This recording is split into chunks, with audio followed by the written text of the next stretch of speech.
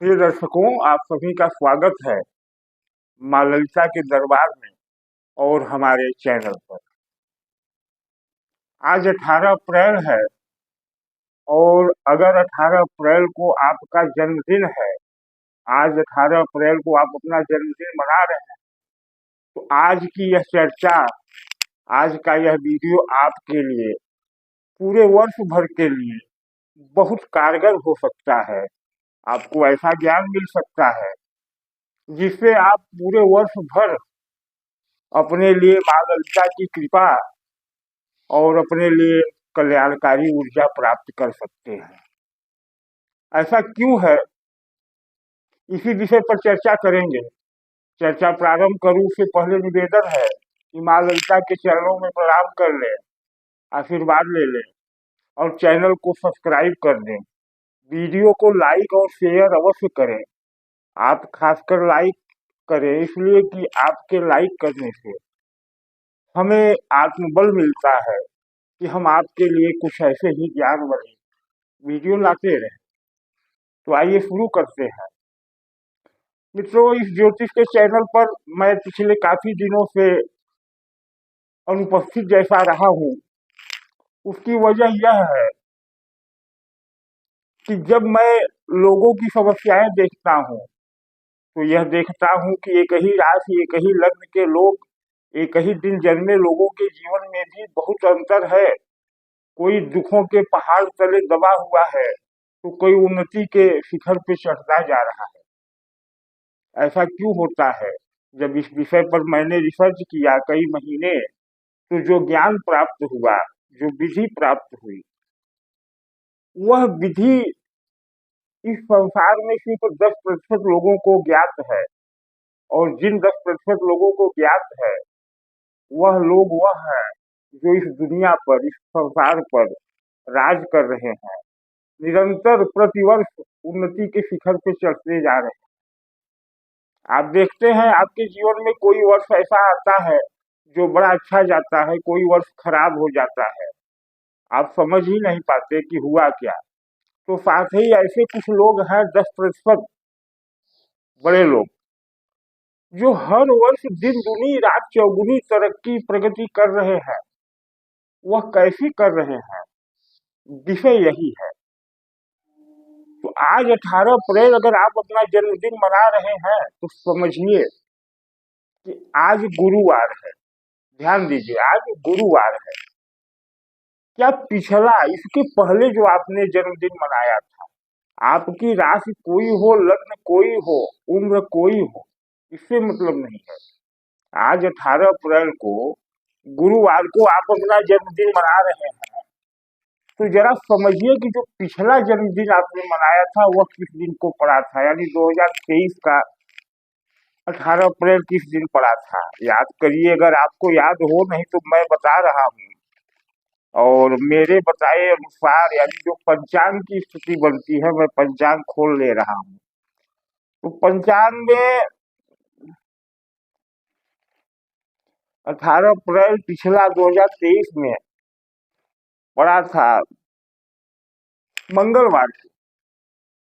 आज 18 अप्रैल गुरुवार को 2024 में है, लेकिन 2023 में मंगलवार को पड़ा था। और उसके पहले जाए अगर 2022 में, तो सोमवार को पड़ा था यह 18 अप्रैल। और अगर 2021 में जाए तो रविवार को पड़ा था। और अगर 2020 में जाए तो शनिवार को पड़ा था। एक नया ट्रेंड आज चल रहा है हमारे सनातन प्रेमियों का। वह कहते हैं कि हमें अपनी जन्मदिन को अपनी तिथि के अनुसार मानना चाहिए। बिल्कुल मानना चाहिए। और मैं भी उसी विषय को तारीख में बदलने वाला हूँ। एक ऐसा रहस्य बताने वाला हूँ जो आपको आश्चर्यचकित कर देगा। हमारे यहाँ तिथियां 30 होती हैं। ध्यान दीजिए, तिथियां 30 होती हैं। ये तिथियां 30 होती हैं और 12 महीने में 360 दिन बनते हैं तिथियों के अनुसार। परंतु तिथियों की हानि होती है, तिथियों का लोप होता है। और कुल मिलाकर के 360 की जगह 55 दिन ही तिथियों के अनुसार बन पाते हैं। इसी वजह से प्रतिवर्ष 10 दिन शेष रहते हैं और हर तीसरे वर्ष सनातन संस्कृति में, सनातन कैलेंडर में एक अधिक मास बनता है या मल मास बनता है। तो उसको कैसे एडजस्ट करेंगे? वही जो ऊर्जा, जैसे मान लीजिए आपका जन्म 18 अप्रैल को हुआ, उस दिन सप्तमी तिथि थी, थोड़ी देर के लिए मान लीजिए। अब अगर आप केवल सप्तमी को मनाना चालू करेंगे अपना जन्मदिन, चैत मास की सप्तमी को, तो क्या होगा? होगा यह कि कभी तो सप्तमी का लोप हो जाता है, सप्तमी अष्टमी एक ही दिन होती है, या सप्तमी षष्ठी एक ही दिन होती है।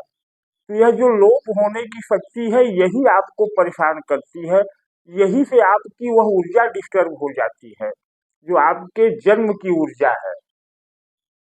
तो अगर हमने इसको तिथियों को तारीख के अनुसार ही परिवर्तित किया है, और हर बड़ा आदमी जो इस विषय को जानता है वह यही करता है।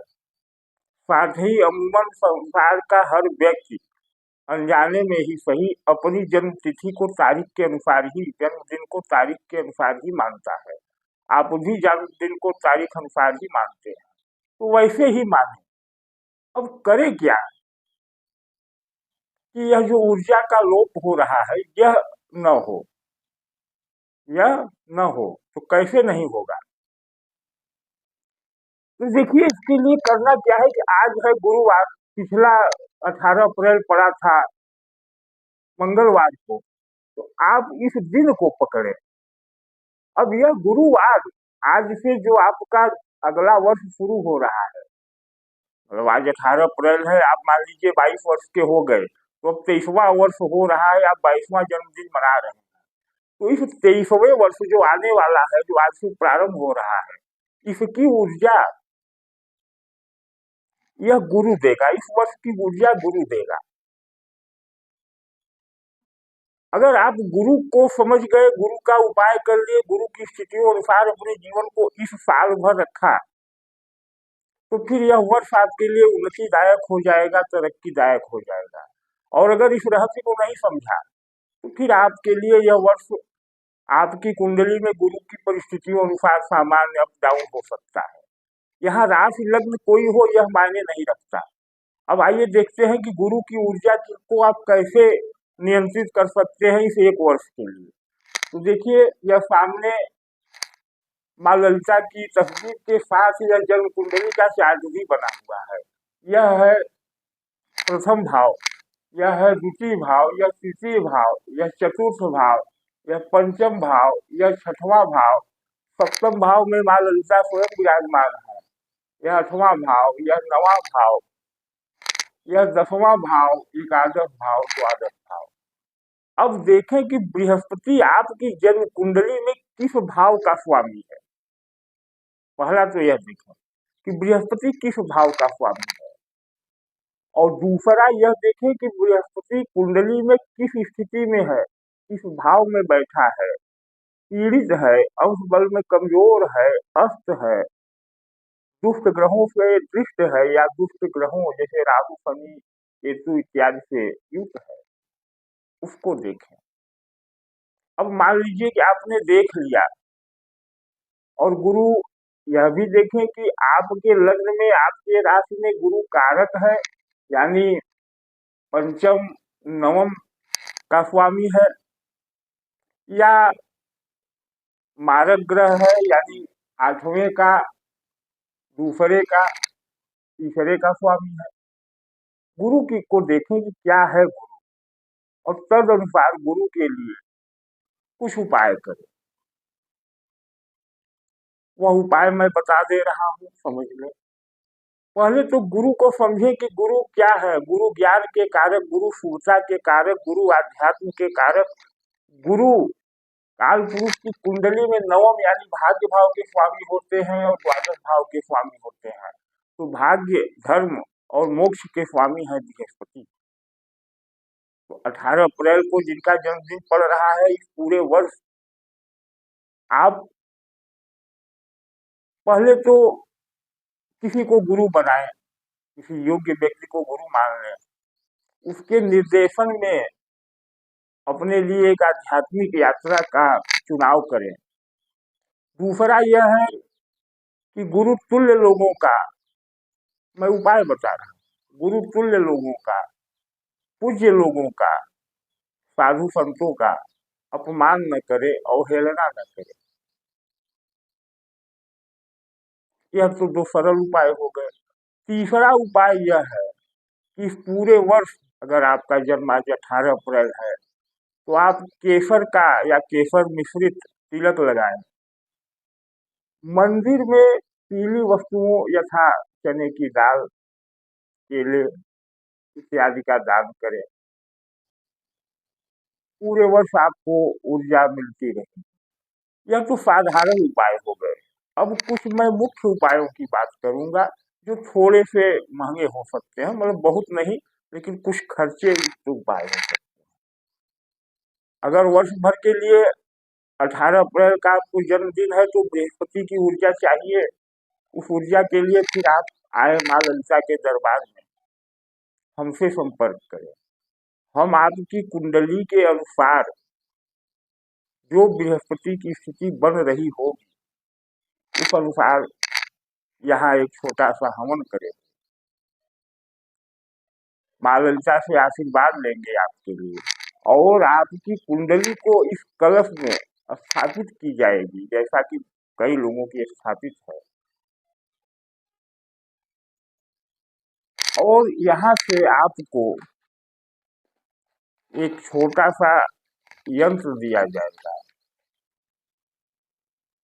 यह यंत्र आप अपने दाहिने बाजू में धारण करेंगे, या फिर कमर में धारण करेंगे, या फिर गले में धारण करेंगे, और पूरे वर्ष भर के लिए बृहस्पति की वह शुभ ऊर्जा मिलती रहेगी जो आपकी जन्म कुंडली के सभी बाधाओं को, जीवन के सभी बाधाओं को शांत करेगी, समन करेगी। और इसके लिए एक और करें कि प्रत्येक बृहस्पतिवार को, ध्यान दें यह केवल उनके लिए है जो उनका जन्मदिन 18 अप्रैल है, राशि लग्न कुछ भी हो, क्योंकि 18 अप्रैल आज बृहस्पतिवार को पड़ रहा है। तो पूरे वर्ष आप प्रत्येक बृहस्पतिवार को 1 रुपए, 2 रुपए, 5 रुपए जो संभव आपकी स्थिति पर है, आप किसी गरीब को, किसी मजदूर को देते रहें जो वास्तव में उपयोग्य हो, कोई अपाहिज हो, कोई इस तरह के लोग हो, उनको दे। इससे आपको पूरे वर्ष भर ऊर्जा मिलेगी। और साथ ही बृहस्पतिवार को पीला चंदन अवश्य लगाएं। यह आपके लिए बड़ा मंगलकारी वर्ष होगा। कहने का तात्पर्य यही कि आप बृहस्पति को कुंडली में देखें और उस अनुसार उस ग्रह को, मतलब बृहस्पति को उन्नत करने के लिए आप पूरे इस वर्ष प्रयास करें तो आपका पूरा वर्ष सुखमय हो जाएगा। जन्मदिन मनाने का यह वह तरीका है जो बड़े लोग करते हैं, तो आप भी करें। धन्यवाद, नमस्कार। माँ ललिता का आपको आशीर्वाद प्राप्त हो। वीडियो यही समाप्त करते हैं।